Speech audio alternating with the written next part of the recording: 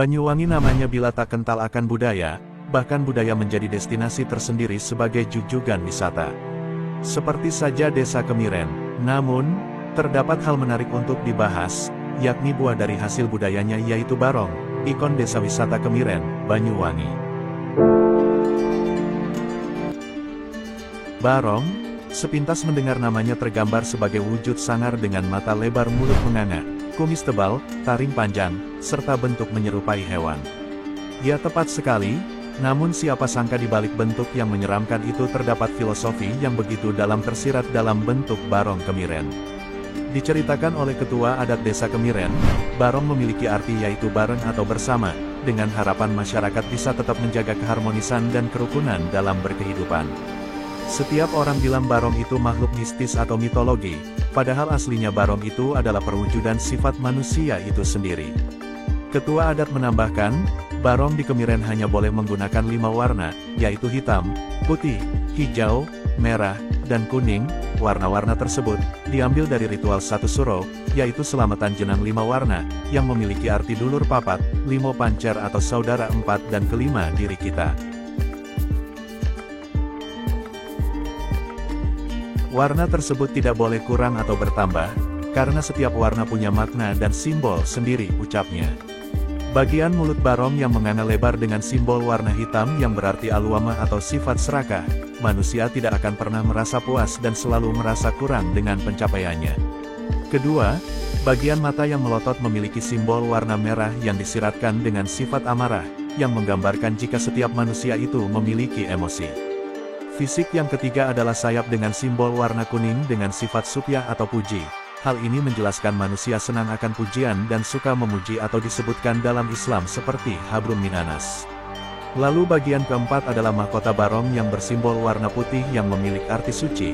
Manusia lahir dengan keadaan suci dan kembali ke Tuhan juga akan disucikan, artinya manusia selalu terikat dengan Tuhannya atau habrum minallah. Lalu untuk simbol terakhir warna hijau dengan fisik berupa badan barong, melambangkan diri sendiri.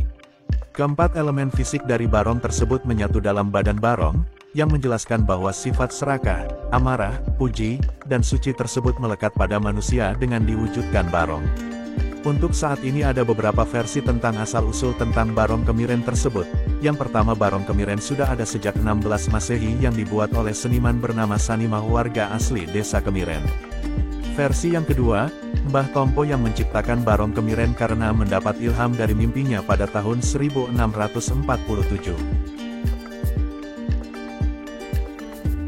Dan untuk kalian yang ingin melihat tarian barong secara langsung, di desa Kemiren selalu mengadakan ritual barong Ider Bumi yang diadakan setiap tanggal 2 Syawal menurut kalender Islam, sebagai upacara adat untuk tolak bala di desa Kemiren tersebut.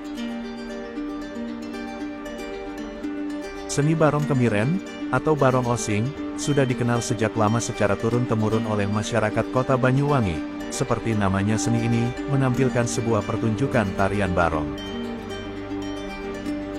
Dikisahkan dahulu ada seorang begawan bernama Buyut Cili yang merupakan seorang perantau dari negeri luar, ke bumi Blambangan. Mbah Buyut Cili mencari tempat yang nyaman untuk ia tinggali. Setelah lama mencari, akhirnya Mbah Buyut Cili mendapati hutan yang masih lebat dan banyak ditumbuh di pohon kemiri, duren, dan aren. Mbah Buyut Cili tidak sendirian, ia ditemani Mbah Sapuah, mendirikan perkampungan di hutan itu, dan menamainya dengan nama Kemiren yang merupakan singkatan dari kemiri, duren, aren. Beberapa tahun berdiri desa itu menjadi semakin ramai penduduk.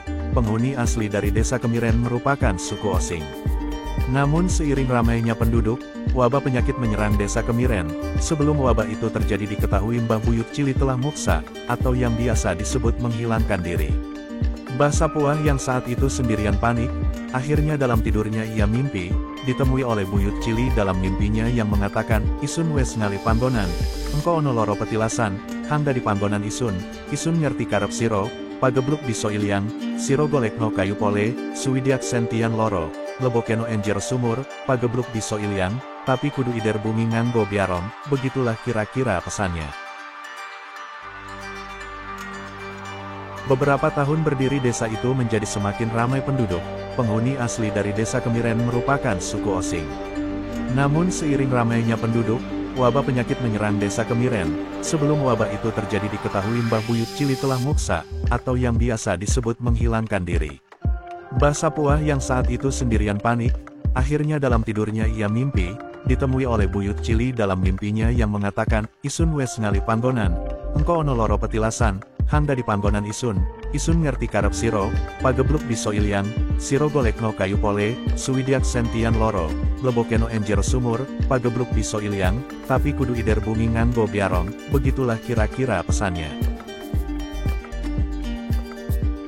Arti dalam bahasa Indonesia, aku sudah berpindah tempat, akan ada 2 petilasan yang menjadi tempatku, aku tahu maksud kamu, wabah bisa hilang, kamu carikanlah kayu 60 cm, masukkan dalam sumur, wabah bisa hilang asal ider bumi menggunakan barong. Mbah Sapuah akhirnya melaksanakan apa yang diperintahkan Mbah Buyut Cili, akhirnya dia meminjam barong dari daerah Dandang Miring, akhirnya ritual pengusiran wabah pun dilaksanakan pada hari kedua Idul Fitri. Acara Ider Bumi atau acara ruat desa dilakukan pada tanggal 1, Senin atau Jumat di Idul Adha. Setelah itu Mbah Puah kembali didatangi Buyut Cili dalam mimpi, yang memerintahkan Mbah Puah untuk membuat barong dari 2 kayu yang ada di dalam sumur, satu buruk rupa dan satunya berwarna hijau.